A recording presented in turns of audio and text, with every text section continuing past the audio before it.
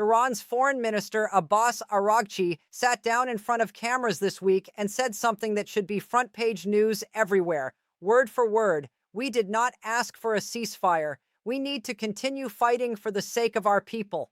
And Mohammad Ghalibaf, the Speaker of Iran's parliament, went further. In a social media post that has been shared across the region, he wrote, "We are absolutely not seeking a ceasefire. Let the enemy know that whatever they do, there will certainly be a proportionate and immediate retaliation. We are fighting eye for eye, tooth for tooth, without compromise or exception."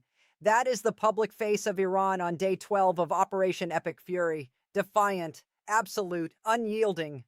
Now here is what was happening behind that face at the exact same moment. Iran's Ministry of Intelligence, according to reporting by the New York Times citing officials briefed on the outreach, quietly contacted the Central Intelligence Agency through a third country's intelligence service, offering to discuss terms for ending the conflict. Privately, secretly. While their foreign minister was on television telling the world they were not seeking a ceasefire, operatives from Tehran were reaching out to Langley asking what a deal might look like. And when that outreach became public, Donald Trump, who had already sent his own special envoy, Steve Witkoff, to Iran with two separate ceasefire messages, both of which Iran publicly spurned, went to reporters and said, and I quote, "It's too late." Both sides reached for the exit. Both sides burned the door the moment anyone saw them reaching. I want to break this down properly, because underneath this ceasefire theater, underneath the declarations of defiance and the social media posts about fighting to the last, is the most dangerous diplomatic paradox of this entire conflict. And it is not being explained anywhere near clearly enough. Who actually wants this war to end? And why can't either side say so out loud? Here is what is at stake right now, today, March 11th, 2026, day 12. 8 American soldiers are dead. 1,255 Iranians have been killed.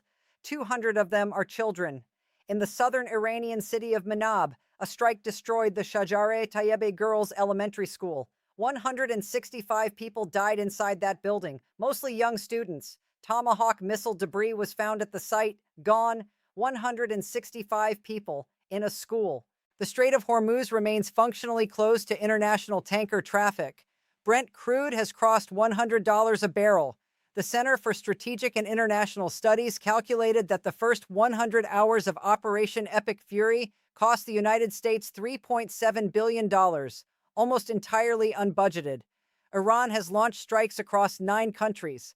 Not one, 9. And at the center of all of this destruction, this expenditure, this human catastrophe, there is a ceasefire that both sides are privately seeking and publicly refusing to admit they want. Not metaphorically performing strength, operationally performing strength.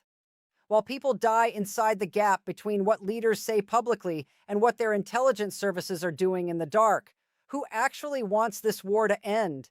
And why can't either side say so out loud? Let me be precise about what we know and what we do not know, because precision matters more than narrative in a situation this consequential.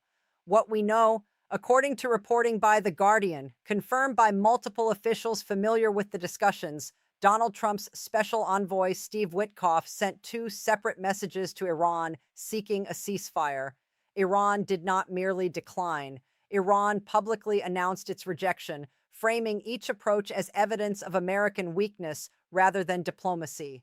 What we know, according to reporting by the New York Times, cited by the Jerusalem Post, and confirmed by officials briefed on the outreach, operatives from Iran's Ministry of Intelligence made indirect contact with the CIA, delivered through a third country's intelligence service, expressing a desire to discuss terms for ending the conflict. This contact occurred while Iran's public posture remained one of total defiance. U.S. officials described the approach as, quote, "not serious for now," and said they were skeptical that either Washington or Tehran is genuinely ready for an immediate off-ramp.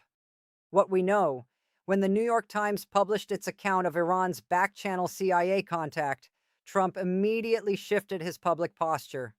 In remarks to reporters, he said, "It's too late." He then added something that should stop everyone in their tracks. Word for word. "Most of the people we had in mind are dead.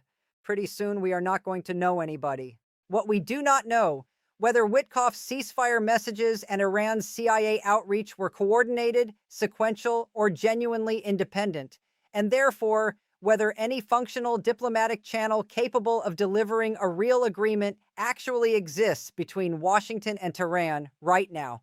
What we do not know, whether Donald Trump's declaration of too late was a genuine strategic posture, a reaction to the leak destroying the back channel, or a message aimed primarily at Israel, which is watching Trump's every word for signs that he is about to do what he did in June of 2025. Walk away from this war before Jerusalem believes the job is done. To understand why this ceasefire moment is so structurally broken, you need to understand the two precedents that are governing every decision being made right now in both Washington and Jerusalem, because this is not the first time this film has played. The first precedent is June 2025, the 12-day war. Israel launched strikes on June 13, 2025, hitting Iranian air defenses and military infrastructure. The United States joined on June 22nd with Operation Midnight Hammer, authorizing B-2 Spirit stealth bombers to hit Fordo, Natanz, and Isfahan, Iran's three primary nuclear facilities. The campaign was devastating, targeted, and strategically defined. And after 12 days, it ended.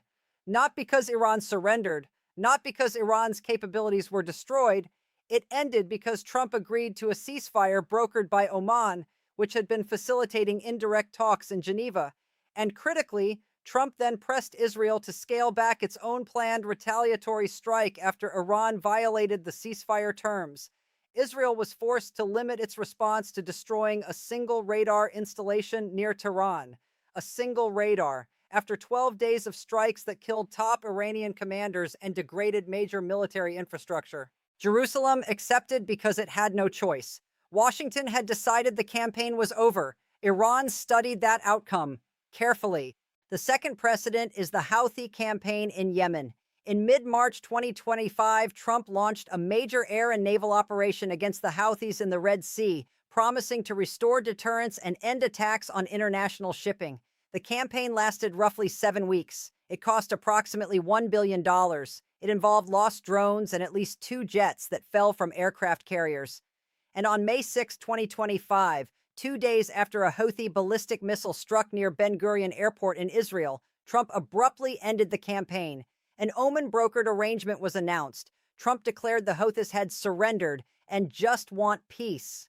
The Houthis continued attacking Israel the following week. Their capabilities were largely intact. Trump had defined the objective downward to match what the air campaign had actually achieved, called it a victory, and walked away. These two precedents have shaped the entire ceasefire dynamic of Operation Epic Fury in ways that mainstream coverage is not connecting clearly enough. Iran watched both. Iran concluded that Trump has a pattern: rapid, overwhelming escalation, followed by a declaration of sufficient victory when economic or political pressure builds, followed by an exit that redefines the original objectives rather than achieving them. Iran has concluded that if it can absorb the military damage and hold the Strait of Hormuz long enough, making the economic cost to America visible and personal at the gas pump, Trump will eventually find a way to call this a win and stop. That is why Iran is not seeking a ceasefire publicly, not because it believes it can defeat the United States militarily. It cannot. Iran's air force is gone. Its navy is gone. Its missile capability has been degraded by 70 to 85%, according to Hudson Institute analysis. Iran is losing the air war comprehensively, but Iran is not trying to win the air war. Iran is trying to outlast Trump's domestic political tolerance for the cost of this conflict. And based on 2 separate precedents in the last 12 months, that is not an unreasonable bet. Now understand what the ceasefire paradox of March 11, 2026 actually means, because it has 3 separate layers, and each one is more consequential than the last. The political meaning is this. Trump said on CBS News on Monday, the same day his Pentagon was posting missile launch footage captioned, "No mercy, and we have only just begun to fight," that the war is, quote, very complete, pretty much. He told reporters the operation has been a tremendous success and listed Iran's military losses as evidence that he could declare victory and exit at any moment he chooses. Within hours of that statement, oil prices dropped, stock markets rebounded, The market understood Trump's language as a signal that the exit is coming, and it may be right. But here's the military meaning. General Dan Kane, chairman of the Joint Chiefs, confirmed the United States has struck over 2,000 Iranian targets. Over 5,000 sites have been hit across the country. Iran's conventional military force, its Navy, Air Force, radar network, anti-aircraft infrastructure, has been systematically dismantled. By every conventional military metric, the United States has won this air campaign. And yet, the Strait of Hormuz is still closed. Iran is still firing missiles and drones. Iran has expanded strikes to military and civilian infrastructure across 9 countries. Iran's government has not collapsed. Its new supreme leader, however wounded, is in place. And the IRGC, which is the real power behind the throne, is operating under what analysts call a decentralized mosaic defense. This is a doctrine formulated specifically for this scenario. Decentralized mosaic defense is a command architecture in which authority is deliberately distributed across regional layers, down to local unit commanders. That means even if Tehran's central command is struck, destroyed, or severed from communication, individual IRGC units across Iran retain both the authority and the pre-assigned operational playbooks to continue fighting. It is a military design specifically engineered to survive decapitation. The U.S. struck Iran's head, and Iran's body kept moving. That is not improvisation. That is a pre-planned, sequenced, deliberate doctrine that Iran has been building for 20 years precisely to neutralize America's most powerful strategic tool. Phase 1 of Operation Epic Fury was the destruction of Iran's conventional military capability. That phase is effectively complete. Phase 2 was supposed to be the collapse of the Iranian regime under the shock of losing its leadership, its military infrastructure, and its international credibility simultaneously. Phase 2 has not happened. Phase 3, whether it is ground troops, a negotiated settlement, or a Trump-declared victory and exit, is the entire question that this war now hinges on. And the symbolic meaning is this: every country in the world that watches this conflict, China, Russia, North Korea, Venezuela, every nation that views the United States as a potential adversary, is studying the gap between what Trump threatened and what the war has produced.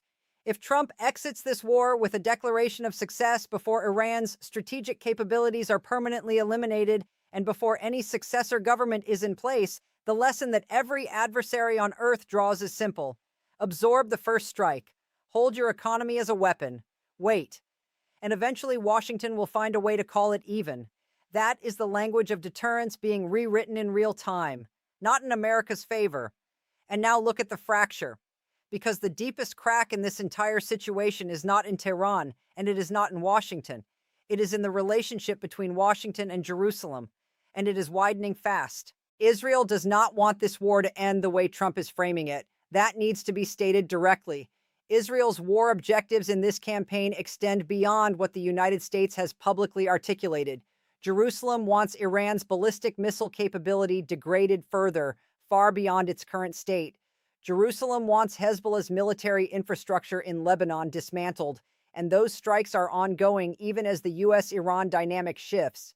And Jerusalem most emphatically does not want a Venezuela-style political outcome where Trump engineers a controlled regime transition that leaves the IRGC's institutional power intact under new faces. Stephen Cook of the Council on Foreign Relations told the New York Times that Trump's shifting statements likely reflect this divergence. Israel, in Cook's assessment, understands that a picked leader outcome, installing a compliant successor acceptable to Washington, could amount to a rebranding of the same coercive networks, especially if the IRGC survives as the dominant force in whatever state emerges.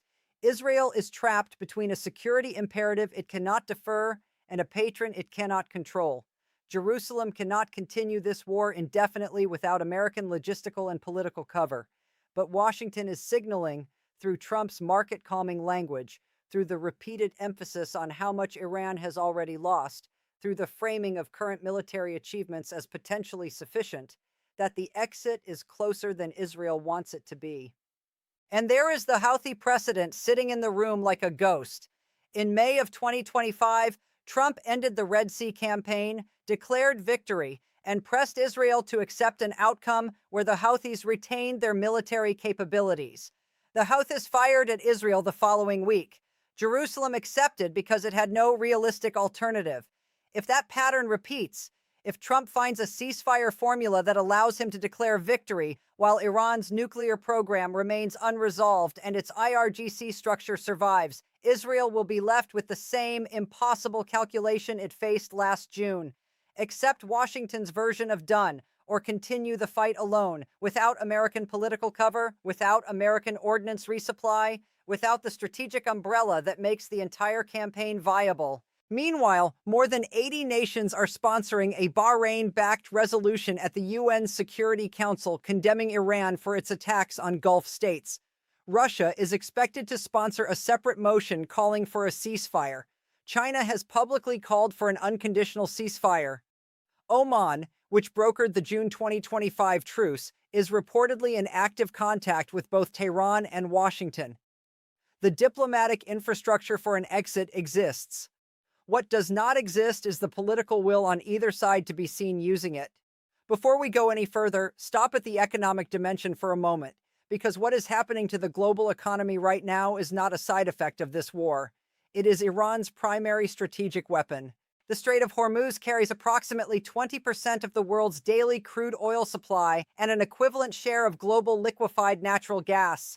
Iran did not close it with mines or a formal naval blockade, both of which would trigger immediate military countermeasures. Instead, the IRGC has weaponized the credible threat of anti-ship missiles and drone swarms against any vessel attempting to transit. The result is functionally identical to physical closure. Insurance companies have withdrawn coverage, shipping lines have rerouted or anchored, without crossing the legal and military tripwire of an official blockade. It is a precision economic instrument, and it is working. Brent crude has crossed $100 a barrel. Wall Street strategists cited by CNBC have warned that prices could reach $200 if the closure holds. CNN published a piece this week describing this as, quote, the biggest oil disruption in history. When oil is at $100 a barrel, that is not a number on a financial terminal. That is your gas prices. That is your grocery bill, because everything in a supermarket arrives in a truck. That is your heating costs next winter. That is inflation relit at a moment when the American economy was just beginning to breathe again. And here is the financial dimension no one is factoring properly. The Center for Strategic and International Studies calculated that the first 100 hours of Operation Epic Fury cost the United States $3.7 billion, mostly unbudgeted. That is not including the ongoing sortie costs, munitions expenditure, naval deployment, or the economic multiplier effect of sustained high oil prices on the domestic economy. Iran, by contrast, is spending far less per day to sustain its resistance. Drones and missiles that cost a fraction of the American interceptors required to destroy them. The Hormuz threat maintained by positioning, not by continuous expensive operations. Trump is keenly aware of the asymmetry. His Monday statement that the war was very complete pretty much, and the market's immediate sharp response showed just how much of the war is now being fought through economic signaling rather than military hardware. He moved oil prices with a sentence. That is simultaneously a powerful tool and a dangerous dependency, because it means the markets, and by extension, the global economy, are now tied to the daily oscillations of Donald Trump's public posture. That is not stability. That is a world economy hostage to a press conference. But here is what is not being covered with sufficient clarity. Here is the real story underneath the one everyone is watching. And I want you to pay close attention to this part, because it reframes everything that has happened over the last 12 days. Both sides have been secretly reaching for a ceasefire. Both sides have publicly denied it. And the moment either attempt became visible, it was instantly weaponized and burned. This is the sequence. Trump's special envoy Steve Witkoff sent 2 private messages to Iranian interlocutors seeking a ceasefire opening. Iran rejected both, and then announced the rejections publicly, framing each one as evidence that America was cracking under pressure. Then, Iran's own Ministry of Intelligence, through a third country's intelligence service, quietly contacted the CIA with an offer to discuss terms.